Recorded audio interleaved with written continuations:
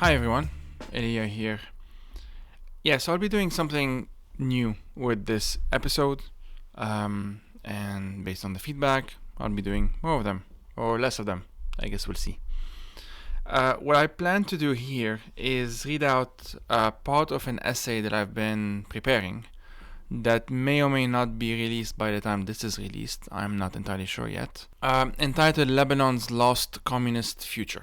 At least that's the title so far. Basically, it's an exploration of a movie that was released in 2011 called We Were Communists. The director is Maher Abi Samra, and I'll be talking about it in this audio recording, in this podcast episode, asking a sort of a question that might seem niche at first, because I am talking about like one movie. But the question itself, I think, has broader, if not global implications, which is like, what does it mean to lose the future? And this film sort of tries to address that in a rather interesting way. Okay, so the film We Were Communists was released in 2011, and as I said, it was directed by Maher Abi Samra. He's the director of this film, but he's also one of 3 of 4 ex-comrades of the Lebanese Communist Party. So it's himself, a man called Hussein Ali Ayoub, Bashar Nadim Abdel Saad, and Ibrahim Muhammad Ali Amin. You only need to remember their first names, Hussein, Bashar, and Ibrahim, and I'll especially be focusing on Ibrahim in this one. In this film, they get together to sort of reflect on their past as young communists during the Lebanese civil wars, which, for those who don't know, occurred between 1975 and 1990. Now, the film uses what I call strategies of reenactment, which basically means like they literally place themselves in positions in a room to facilitate a process of collective thinking. So throughout the film, you see them do this a couple of times, I believe. In one scene, they are sitting like they put plastic chairs in specific locations in a room, and they kind of are talking out loud, reflecting, and this seems to help the process of kind of collective thinking and of recollection. In another scene, we see them sitting on the floor and going through like a map while discussing a specific battle that occurred in, I believe, 1987. It's in my notes in a bit, but yeah, something like that. So in this film, we get to witness the crumbling of a vision of the future. And that vision of the future was pretty dominant in the 1980s. And, it's one that is nominally communist, or at the very least broadly left-wing. And going through this film, I think, allows us to ask that question that I mentioned at the beginning, which is like, what does it mean to lose the future? I'll try and answer that here. At the very least, I'm not saying it's the answer, it's the only answer, but I think it is an answer among probably many. So most of our story here occurs after 1982, which is when the Israeli invasion of Lebanon happened. This was the siege of Beirut, the Sabra and Shatila massacre, and then the subsequent occupation of southern Lebanon, which continued until the year 2000. If you're interested in part of that history, I had written a kind of top 10 things you need to know about Hezbollah that I had published on my newsletter, Hauntologies.net, and I've also written on this specific topic for 972 Mag at least a couple of times, if not 3 times. You can find them by just looking up what I just said. Should be easy to find. Most of the story happens after 1982. And that date is quite important because it's cited by all attendees, so all 4 of them, including Maher, the director, as pivotal to their decision to join the Lebanese Communist Party. So at the time, again, 1982, this was before the rise of Hezbollah. And the LCP was the most organized anti-sectarian Lebanese group involved in the resistance to the Israeli invasion and occupation, especially of southern Lebanon. As a result, it attracted a lot of young men from, both working class and middle class backgrounds and from all parts of Lebanon. Although there were women, I should as a quick note, it was largely a male thing because patriarchy is still a problem. And among those men are our 4 protagonists. Again, I'll repeat their names. Maher, who is the director of this film, Hussein, Bashar, and Ibrahim. Remember Ibrahim, I'll be bringing him up quite a lot. So, the first scenes are of the 4 of them. They are introducing themselves. And pretty notably, 3 of them include their sectarian affiliations.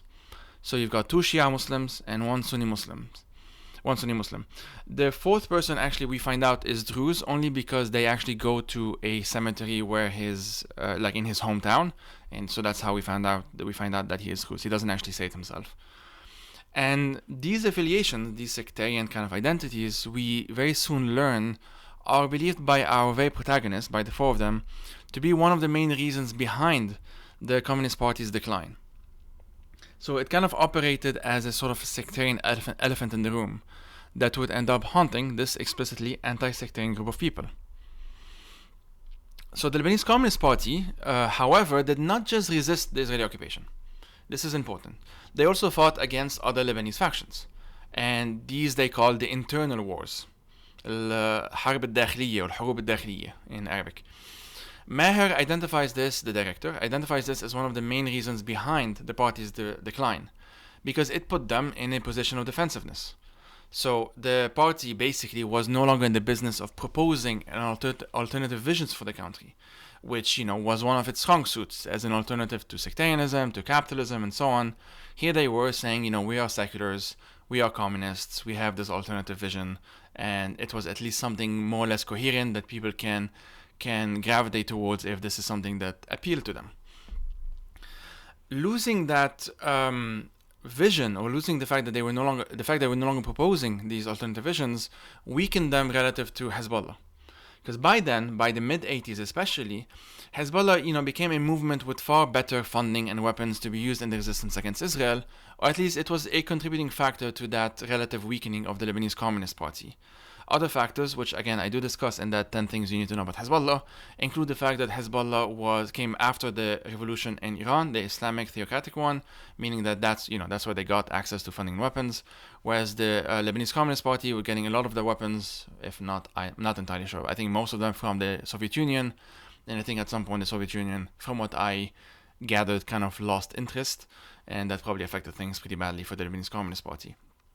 Another reason is that Hezbollah straight out assassinated intellectuals, Marxist and communist intellectuals, especially those who were Shias, for that matter, because they were kind of vying for the same working class, mostly Shia background, so like community populations in the south of Lebanon. Notable names are Mehdi Amel and Hussein Mroueh. So this weakened them. And so the urgency of the Israeli occupation is something that's very, very important to keep in mind, because it pushed communists like Ibrahim, again, this is the man I'm going to focus on in this piece, to join Hezbollah. And Hezbollah is a group that's antithetical to communist beliefs. As I mentioned, they even killed a few communists. So that's an interesting thing that I think is worth exploring, and I think it's going to give us some insight into what it kind of looks like, or feels like maybe rather, to lose the future. Maher and Bashar, meanwhile, identify Hezbollah as the reason behind the resistance's sectarianization. Sectarianization might be a mouthful, but it basically means the processes that create what is called sectarianism. So, sectarianism is not something that one is born with, it's something that is created and then reproduced and re-reproduced and so on and so forth. This process is sectarianization. So I will focus on what Ibrahim had to say, because I think it reveals much more than what he likely intended. And here I'll note that whether this piece is published on the newsletter, which I think it will be, or elsewhere, I've included an extract which includes this specific scene. Here I'm quoting what he said, and obviously this is the English translation. When we entered the Lebanese Communist Party headquarters, it was as if there was a safety deposit box into which we removed our sects, our families, our communities, and placed them in safekeeping. Then we melted inside the party. When the party collapsed and we left, each one of us collected the deposits and went back home. He continues, we became a Shia communist, or Christian communist, or Druze communist, back to being influenced by the same sectarian calculations. End quote. So, the sectarian elephant in the room, as I've called it, turned out to be larger than mere shifts, in personal perceptions vis-a-vis sect and religion. So it's not like just, one person was very atheistic or whatever and then suddenly became more religious. That wasn't necessary. It was not really the problem within the Communist Party, because one could be religious. The main thing that they had to kind of agree on to join the party was that they supported a political project which was secular, but not necessarily anti-religion per se. In any case, but instead of this small shift or whatever, it was a final nail in the coffin of this communist future, which is interesting, hence why I'm exploring it. Sectarianism, as described by Ibrahim, it's like some form of social gravity. towards which all Lebanese are supposedly inevitably drawn towards. Those young men who joined a party with an explicitly utopian and secular and anti-sectarian vision of the future found themselves collecting, according to Ibrahim, their sectarian deposits. I really like this deposits analogy. I think we can do quite a lot with that. Those who remained anti-sectarian, meanwhile, were condemned to live this kind of post-war, the 90s onwards, with a general sense of purposelessness. It took me like 10 minutes to know how to actually pronounce that word out loud, by the way, so I'm proud of myself. So this, I've kind of called it like absent futurity, the absence of a future while kind of talking about the future. And it's also like the what could have been, the what if. All of these things, they haunt these men throughout this film, throughout We Were Communists. I'll get into those in a bit more. Even before joining Hezbollah, the sectarian ghost, again, this elephant in the room that I've described, was already present in Ibrahim's mind. And he says this pretty amazing sentence, I have to admit. And he says, so I would come back to the periphery, the edges of the sect. I hovered around it, is how he phrased it, which I think is pretty good. So just as he had to put his sect aside when he joined the Lebanese Communist Party, he's being told to put his communist past aside to be welcomed back into his sectarian identity. And that's quite interesting, because in many ways he had to put both hats on in some sense. And so to meet his former LCP comrades, Lebanese Communist Party comrades, and to make this film, in other words, Ibrahim simply put his sectarian deposit in the safety box for the required duration. Again, using his analogy. Now, this section is called sectarian realism, and I'm going to explain what that means. Don't worry, all of this is going to make sense. I'm just kind of presenting certain things or like different aspects of this, of my exploration, if you want. But hopefully by the end of this, it's going to make sense. So, sectarian realism. Okay, so Ibrahim, I think, has kind of accepted sectarianism as a fact of life in Lebanon. And this is very specific. I'm going to explore this again, sorry. And because he therefore believes that the communist future, the one that he supposedly was trying to build, was never actually going to happen. Because the sectarian past, the sectarian reality, sectarianism, Lebanon as a sectarian thing, is like too great a force. He says that if the Lebanese Communist Party was not able to unite the sects, well, no one would have ever been able to. So he concluded he had no choice but to join Hezbollah. So it's like he's sort of disagreeing with his own self, his own past self. But more revealingly, I think, he's not saying that this was just him. He's saying that all Lebanese Communist Party members approached their sects in the same way. Hence his deposit analogy. He's saying it was not just like his own personal thing. This was like everyone. This is the difference between, I think, like him explaining or even justifying his decision and him saying, well, actually, this was everyone. I just did what everyone did. I'm calling this sectarian realism, modeling after Mark Fisher's capitalist realism. It's sort of this belief in the inevitability of sectarianism, which in turn influences kind of the belief into what is possible and what is not, right? If you believe that something is inevitable, then you believe that its alternatives, secularism in this case, or communism, whatever, are not just like whatever. Maybe you might disagree, but you don't even believe that they're possible. It's just not even worth engaging with those because, well, sectarianism is inevitable. If it's inevitable, what's the point of exploring the alternatives? The thing is that he is, well, factually wrong. Because, like, not all ex-LCP members joined sectarian parties. Not all of them treated their sect, quote-unquote, as deposit boxes. Not all of them, for that matter, had a sect that they sort of identified. They may know that, my family comes from a Christian or Shia or whatever family, but I wasn't raised Christian. I was raised communist. Some of them were. Many people were in Lebanon. And that came with, not always, again, it's a very nuanced conversation here, for another time maybe, but many of them were raised atheists. And so they didn't have a sect to deposit, The state treated them as though they did, because in Lebanon, sectarianism is just a fact, it's just a legal fact. So even if you don't have a sect or whatever, you are inheriting something that the state says is yours. So what he believes to be pragmaticism, I think, is in fact the abandonment of a possible future. After all, he could have joined Hezbollah, while maintaining his belief in a communist future. He might have just been arguing, for example, that they have better guns, and those better guns are needed to resist Israel.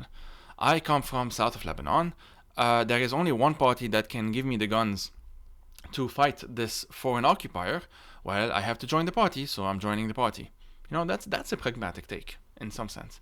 And he wouldn't be like the first idealist forced into a kind of a less ideal situation, right? I mean, the anarchists who took part in the Spanish Civil War against Franco's forces at some point had to rely on Stalin. They were not happy with that, but they may argue, and many did, Stalin had better guns.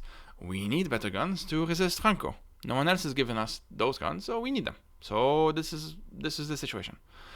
Those who relied on American support in Syria, in the fight against ISIS, in Rojava specifically, did not have to espouse American imperialism any more than the Ukrainians who depend on Western weapons to fight Russian imperialism are required to like the fact of their dependence. I would venture a guess here that most of them would prefer not to have to depend on the West, especially because this came with a lot of strings attached, which were not exactly conducive to fighting Russian imperialism always. But anyway, I digress. So Ibrahim could have had this kind of attitude. It is an option. People have had this sort of tortured, complicated pragmaticism, very unhappy with it, but they don't have a choice, and whatever. But what he did, I think, this is what makes him interesting. He integrated Hezbollah's own worldview after joining the party. His vision of the future changed, then and there. And later, for this film, he's asked to remember his past, and while remembering his past, this is my interpretation, I cannot prove this obviously, but you have to listen to what I have to say because you're listening to this podcast, so this is how it is. So my understanding is that while he is remembering his past, he retroactively inserted his new timeline on the old one, as if adopting Hezbollah's hierarchical, as I call it, and futureless. I don't think it has a future. Hezbollah never really had a future. So I'm calling it a futureless future, or a futureless worldview, whatever you want to use here. As if all of this was inevitable. Again, this is where sectarian realism comes into play, right? And this shows that sectarianization is actually a process, or processes that evolve over time. It's not a static state of affair. It's not something one is born with, as I mentioned. It's a social construct. And the quote-unquote pragmatic solution that Ibrahim reached went, of course, against the professed ideals of the Lebanese Communist Party, but he implies that this pragmaticism is, again, the thing that I've called sectarian realism, that was always there, that everyone else had it, and that basically all that was needed was for time to pass, for this ideal futurity to be replaced by a pragmatic, maybe even cynical or defeatist present. Okay. So far, so good, I hope. I know you don't even know what Ibrahim looks like. So at some point you're going to have the newsletter, as I mentioned, called, I think so far the title is Lebanon's Lost Communist Future. So it will be on hauntologies.net. At some point, very soon already, maybe it's already out, you can just go on that website and you can check out the piece if you want, with a bunch of stills from the film itself, a bunch of even video extracts, which probably would allow you to visualize some of the stuff I'm talking about. Okay. I've lost my notes. Where are they? This is amazing podcast content. Okay, here it is. Okay. So, towards the end of the film, we see another of the four of them. I've mentioned there's 4 ex-Lebanese Communist Party members who are in this film, including the director. This one is called Hassan. He is one of the 2 Shias. Ibrahim is the one who joined Hezbollah. Hassan has a more complicated situation. It's not that important specifically here. But he describes the circumstances of his leaving the Lebanese Communist Party in 1993. And this is how he put it. There was a general collapse in the world, referring to the collapse of the USSR, the Soviet Union. There was a general collapse in the region. He referring to the First Gulf War. Now we call it the First Gulf War. At the time it was just called the Gulf War. There was a collapse in the country. Again, the Civil War, obviously. And even the post-war, many people did even consider it a form of collapse because it abandoned South Lebanon to the Israeli occupation. There was a collapse within the Lebanese Communist Party, and so on. And one project was collapsing, as he put it, state communism, and another one was rising, neoliberal capitalism. Again, this is how he's framing things. And so, facing these collapses, Hussein decided to withdraw from politics and focus on himself. That's very interesting to me, because he's describing something that happened to him in 1993. I watched this film a bunch of times, but I rewatched it in the aftermath of the October 2019 uprising in Lebanon, which I was fortunate enough to witness and take part in. And so this feeling of collapse that Hussein described was picked up again in the aftermath of that uprising. It was described by Lebanese journalist Laura Bitar as evaporation of euphoria on the Far East Times, actually. You can go back to, I don't know when this was released. It was in the early days, so it was in 2020. She described it as evaporation of euphoria. Because the uprising itself, although it didn't last that long, 2 months, 3 months, 4 months if you're generous, did indeed feel like collective euphoria. The excellent writer and repeated guest on the Far East Times, Lina Munzer, she was also there, and she described it as a feeling greater than love, right? And a feminist collective released a 2020 calendar, so calendar for that year, with the entry for October featuring signs that read, "The civil war is now over." So it kind of gives you a sense of the optimism at the time. Nour al-Bajani Noureddin asked whether the uprising will, quote, finally bring Lebanon to a reckoning with its past, end quote, while Alexandra Asir wondered whether it marks indeed the end of the civil wars, of the Lebanese wars. Another protester told Lebanese journalist Karim Shayeb, quote, "We need to believe it is important to be happy, not just to survive," end quote. And Camille Amoun, this is the last quote, writing a month into the uprising, declared that, quote, "The crisis is such that it is no longer a matter of planning the future. We must first recreate the present," and then he adds, "Tomorrow is dead," end quote. So you see very much like people actually reckoning with the past, as Nour al-Bajani Noureddin put it, and other people, and someone else like Alexandra Asir, actually wondering if, this is actually the end of the Lebanese wars. Another person tells Karim Shayeb, the journalist, we need to be happy, not just to survive, which again was one of the conditions of the post-war. That no one's really happy, but at least it's not the civil war. Might as well just survive. And then this other person, Camille Amoun, says that tomorrow is dead. There's no point even thinking or planning the future, because we need to recreate the present. The uprising itself, the October 2019 uprising, was followed by both the COVID-19 pandemic, obviously, as well as the pretty apocalyptic Port of Beirut explosion in 2020. I interviewed Lina Munzer actually very shortly after the 4th of August 2020 on the Far East Times. I think it was like 8th of August or something, so you can go back to that episode if you want to kind of get a sense of what this evaporation of euphoria kind of feels like, right? So it was the end of a brief period of hope that participants in the uprising felt and described. And this evaporation of euphoria, this end of hope, this collapse, this feeling of collapse, led once again to what Hussein described. What he described happened in 1993. Namely, people, many people anyway, I'm not going to say everyone, but many people withdrawing into their own sectarian or regional comfort zones, or even just like personal comfort zones, friend comfort zones, neighborhood, whatever, and effectively refrained from engaging in wider politics. And the parallels between those two are pretty striking. But Hussein presents a different case study than Ibrahim does. And in many ways, Hussein's reasoning, I think, is much more straightforward. He gave up, which is understandable. And I think if we accept his reasoning, he becomes an understandable, even sympathetic character, I think. You might disagree, which is fine. But Ibrahim is different. Ibrahim rewrote the future with the belief that he was merely being pragmatic. Again, this whole sectarianism thing that I mentioned. In fact, we see him sort of admitting the fact that he is, that he likes being referred to by this honorific Sayyid, which religious figures sometimes get, because it means like you're a descendant of the Prophet Muhammad. And he liked being called that by other Hezbollah members. He didn't wear that title with complete ease, however. And this is where I think he becomes a very interesting character, because he's not like fully on board in that sense. And he even says that it makes him sometimes uncomfortable. And again, in the newsletter, I've included an extract that includes this specific scene in video. Again, I cannot prove this, but I think this is due to the fact that Ibrahim went a step further than Hussein did. In rewriting the past and interpreting that act as though the past was always going to lead to this, what I'm calling futuralist Hezbollah future, Ibrahim must have erased something of himself, something he never quite came to terms with. And I think this is what losing the future does to you.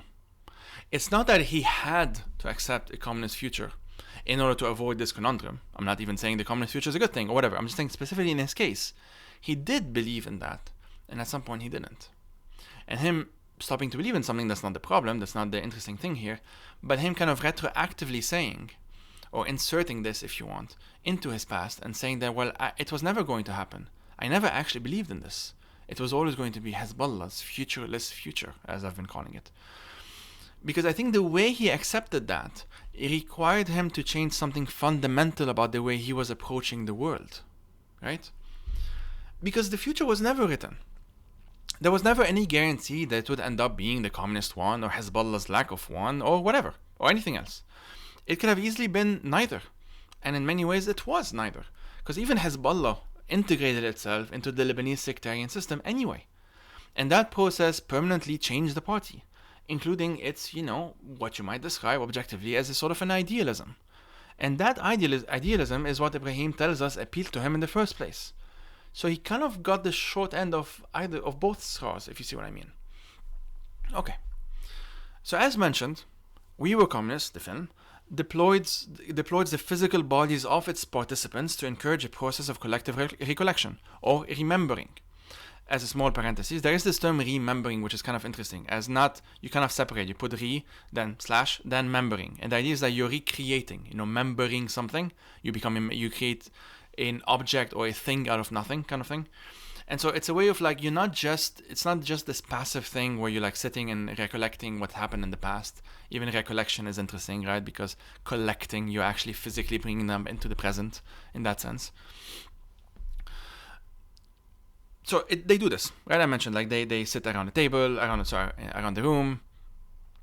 They are, chatting. They're sort of helping one another figure out what the future or what the past was, rather, like what happened on this date, where were we, what were we thinking, etc., etc. Okay. Doing that, the fact that they were deploying, physical bodies and kind of sitting in a room to reenact something or recollect something or remember something, highlights the practice of going through a sort of an archive, because they are the archives in many ways. Their memories here are the archives, and they're trying to sift through their archives to understand what, quote unquote, went wrong. For example, Maher makes use of his access to the Lebanese Communist Party to dig through actual archives, paper archives. And that's how they learned, for example, about the 1987 battle, the one I mentioned earlier, that the four of them actually took part in. It's the only one that the four of them took part in. And it's the one that himself, like Maher and the other member, Bashar, cites as, like they cite this as the beginning of the end of the party. The specifics of the battle, as I mentioned, are not relevant here. It's not that interesting. Maybe for another episode. It's kind of it's too in-depth, I think, too much of a deep dive to get into the weeds of it all. But what is interesting, again, I think, is that Maher was able to pinpoint a specific date as the beginning of the end. Now, let's say we agree with him, okay? Let's say we agree that this is the beginning of the end. I'm sure we can spend hours, and maybe some people have, actually saying, no, this is not when the end started, it was 1984, or it was later, or whatever. But regardless of when you start, it creates a what if. That viewers, and I guess in this case listeners of this podcast, but viewers of We Were Communists can entertain, wondering whether events could have turned out differently. In that what if, let's say they did not lose that important battle or whatever, this communist future, instead of being lost, is the present. Or rather, it could be. It's no longer, and this is important, but it's no longer kind of this impossible thing that was always condemned to get stuck in the past. So the Lebanese scholar, Fadi Bardawil, he once told me, on the Friday Times actually, so you can go back to listen to those episodes if you want, that the value of digging up Lebanon's left-wing heritage is to serve as, quote, an intergenerational conversation, end quote. We're back to the quotes here, guys. To explore the successes and failures of a previous generation to help inform the younger ones. He also described this in archaeological terms. as excavating the experiences of left-wing groups of the past. And for me, this is interesting because it's kind of what Meher does when he goes to the actual literal archives, or when the four of them are sitting in a room. They're kind of doing the same thing, of excavating experiences of the past. And he suggests, Brother Reed suggests, that the people whose thoughts he excavates believed that their own investigations, so the investigations that they're doing at the time, were, quote, geared towards an intervention in the present, end quote. Okay, I hope you're following, because now it's gonna start making most sense, hopefully. I hope so. If not, leave a comment, I guess. Send me an email or whatever. But so this is of crucial importance, because as we see in We Were Communists, whatever left futurities, again, these futures that are nominally left-wing or broadly left-wing, including communism, they were proposing were unable to withstand these internal contradictions within the parties, like the Lebanese Communist Party, in the face of nationalism, sectarianism, Islamism, and so on. Exploring these contradictions, I think, by digging up the relevant archives, which is, in this case, would be just watching We Were Communists, basically, can be really useful for us to learn from their experiences and understand what went wrong. I don't know, and no one can ever know, whether this, lost, quote-unquote, characteristic of this temporality is permanent or not. The fact that this future, which I'm describing a lost future, whether it will always be lost, I don't know. I have no idea. And no one can ever know. So, in Palestinian cinema, one scholar called Viviane Saglier described the temporality of one of the dominant ones as not yet. So not lost, but not yet, as the dominant one. And what this not yet implies, of course, is a deep uncertainty. Not yet does not mean never, but it doesn't entirely exclude that possibility either. It might be never, might not be never, we don't know. So we apply this temporality, if we do so, if we apply this instead of a lost future, one that's permanently lost, we might conclude, maybe, that the communist future in the film, in We Were Communists, the one that they are recollecting, right? The one that they're saying was their future when they were having it, when they were experiencing it in the past. That was their vision in the past. That might be a not yet, but there are no guarantees. But in any case, these archives, I think, point to a sort of a utopia that never came to pass, right? By bracketing it, literally imagine two brackets, by bracketing such an archive, we can allow the past to speak on its own terms and put it in conversation with the present. It requires a bit of a mind hack, if you will allow me this very annoying term, used 99% of the time by extremely annoying people. But if you'll allow me this mind hack, I think this is what it means. This is like when history is at its best, in some sense. When we think about history critically, we don't take it for granted. We don't go through a battle in whatever time and period or whatever and say, well, this was always going to be the case. Well, maybe not. It could have happened differently. Many battles, big ones even, happened, one side won over the other almost by chance. And the other side might have won, and the world could have looked pretty different, right? This is the power of the what if. This paragraph, or a couple of paragraphs, might sound a bit convoluted, and I'll try and explain it as much as I can. It means looking at what the past thought of as the future, while remembering that it was always the present. Okay, sorry. Let me make this less confusing, inshallah. I hope so. I hope this is less confusing. Again, send an email if not. We Were Communists, the film, reenacts the past in the present, right? They're literally sitting somewhere, talking about the past, but they are doing so in the present. Now, we might confuse our brains even more so and say, well, actually, even when they were doing this, it's also the past because I'm watching this film in the present. Sure, but this is already complicated enough. So, the film is in the present, right? It's shot, it's filming something that was present when it was filmed. It reenacts the past in the present, okay. So this allows us, as the viewer, and I guess you right now as the listener as well, to project ourselves in the past with, in this case, with our main characters. That's what suspending disbelief usually means. We can start seeing the past as the present by doing so, which is what it was, because the past wasn't always the past. Otherwise that would be very confusing. Even more confusing than this, I guess. But that's what we do when we watch a movie, right? We project ourselves into that world. We even, if it's a really good movie or film, TV series, or a book or whatever, we adopt its temporality. You might be sitting on your sofa in the year 2025, but you can temporarily, for the duration of the movie, feel like you are in France during the Nazi occupation, in Islamic Spain, or in ancient Rome when Julius Caesar was being stabbed, or you might go in more fantastical territory. You might be in Middle Earth or whatever, right? We Were Communist is smaller in many ways. Let's talk, one small country in a specific time period and whatnot. But the principle is very much the same. That present, the present of the 1980s, which is now the past. I know, I'm sorry, I am sorry, I apologize, I know it's confusing, stay with me.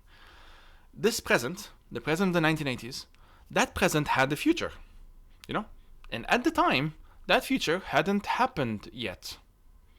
We know what the future of that past ended up being because we have the obvious advantage of being in it. That's what we call the present. It's the future of that past. I know, mind-blowing. So the mind hack, and I feel very annoying even using that term, I apologize, I couldn't think of a better term, maybe there is a better term, is actually, just remembering that our present ended up being the future of that past, but it did not have to be. It just did. It could have happened differently. That battle may have happened differently. Maybe the other side just got lucky. In many cases, that's what happens. One side was uphill, the other side was downhill. Being downhill usually sucks compared to being uphill. You have the advantage. You can throw shit. That's not quite what happened, but you know what I mean. So it could have happened differently. And this conversation would be a different one. And, the principle might be the same.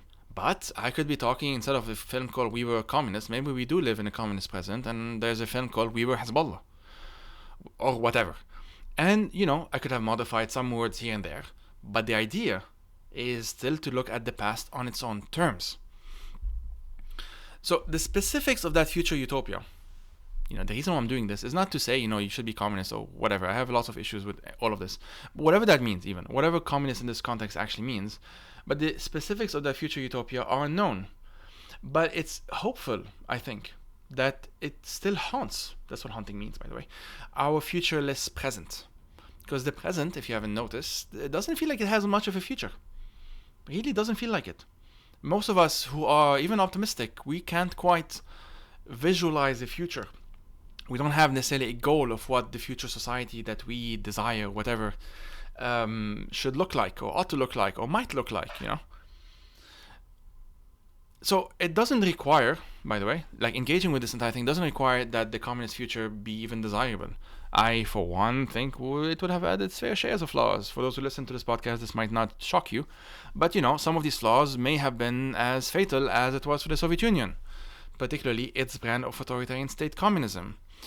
I'm not going to go into the debates of whether the USSR was really communist or not. This is not the time for it. I'm sorry, I don't have the patience for it.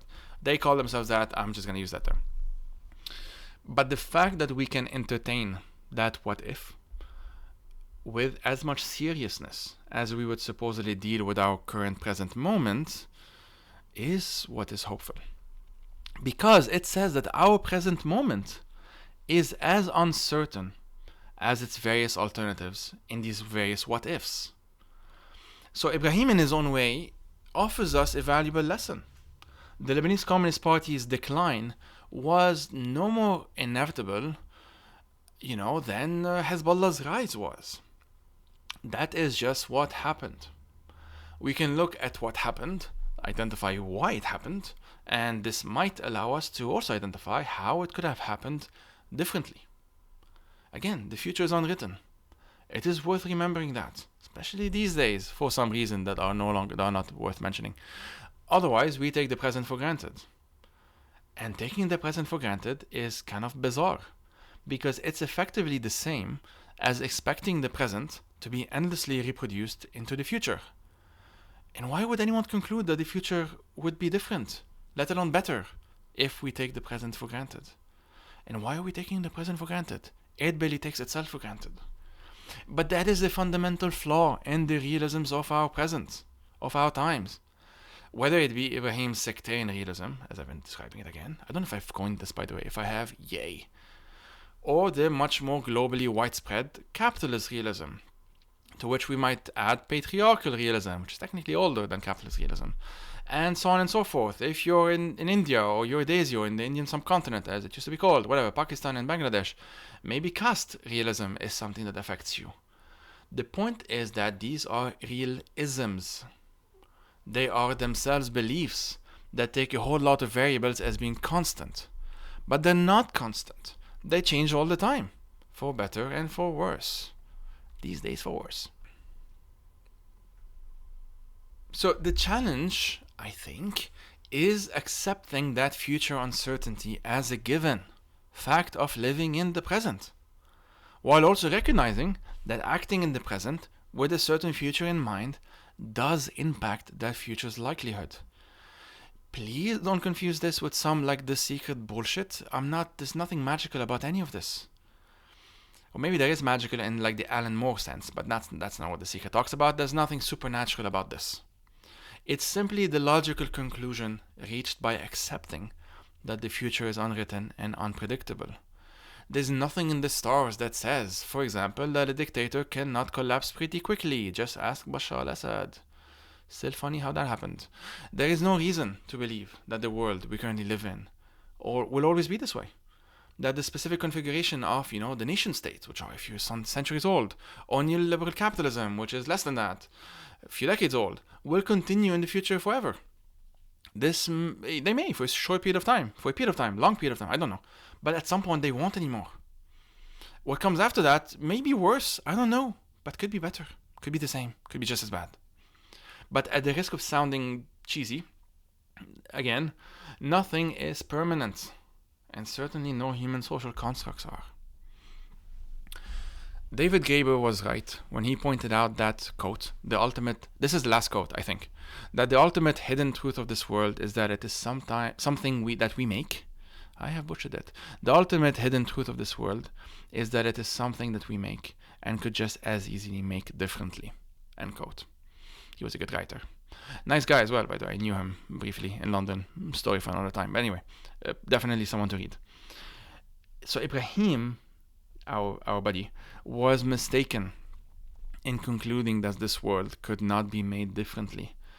But I mean, he's far from being a rare case, especially today. Most people, I think, today view them, even especially maybe those who view themselves as critical thinkers, seem to have concluded that there is something fundamentally truer about pessimism.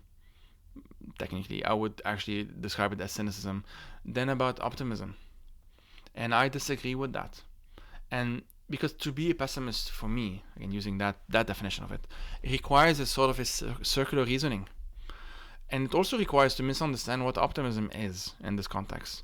At least the version that, comes across in this piece. Call it critical optimism or whatever. What it's about. It's not a passive belief that things always work out. They very evidently do not. Again, check the news. Check out the news. I think it's kind of self-evident at this point. But so that's not what it means. It just means accepting that it can be better. That means that there's something that we can identify in the present, in the world we live in, that we can actually improve in ways that are concrete, that people will actually feel. And we should never conclude, I think, that this is not worth engaging in. Okay, so this was long, actually longer than expected. But this was an experimental thingy. I want to do more of these. Let me know if this is interesting enough to kind of get into more, maybe with other films, because I mean, for those who don't know, my PhD was on Lebanese cinema, so I have quite a lot of case studies that I can explore, and I think it's quite nice to use one thing, like use one film, TV series, book, whatever, to explore something that's much broader. It makes it more palpable, whatever the term that you probably know is, that term. It makes it that to more people. Because otherwise, if I'm just talking about, hey, let's talk about the theoretical underpinnings of pessimism versus optimism and why the future is not written, and this is why, and how we should look at the past on its own terms and bracket it, which is the term from phenomenology, and all of that fun jazz, which was my life for 6.5 years, so that was fun. I think many people will not find this as interesting. Some of you weirdos might. If so, I salute you. I sometimes find it interesting too, but I think most people don't, and that's fine. But it is important to think along those terms. It is important to understand that nothing is inevitable. Truly, nothing is inevitable. So many of the mostly men today causing most of the damage in the world. All of them are mortals. Some of them are very old. Check out how old Trump is. They can do a lot of damage. They can cause a lot of pain and suffering.